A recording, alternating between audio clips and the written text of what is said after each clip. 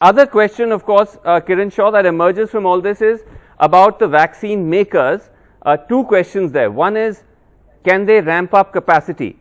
And we had Adar Poonawalla yesterday on our on NDTV. He was talking to Vishnu, and he said that he wants to ramp up, but the pricing is, simply put, hurting him.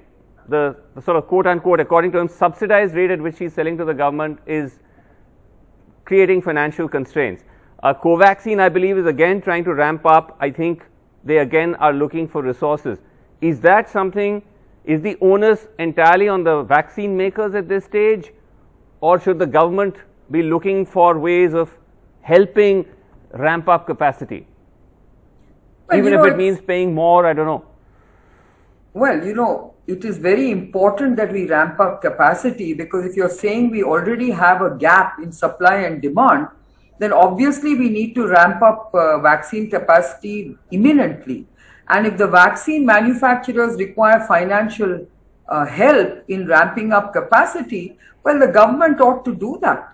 And the government can do that in many ways. One is either they give them some kind of a incentive in terms of higher pricing with higher capacity. I think that sort of an incentive ought to be given, which can help them to basically invest in their facilities. Right. Or they should possibly give them, a grant or some kind of a low interest loan or whatever it is. But I don't think at this point in time we can afford not to ramp up our capacity. So I think this is a urgent request by the industry, and the government must look into it, either through an incentive scheme linked to extra production, or through a grant or a loan.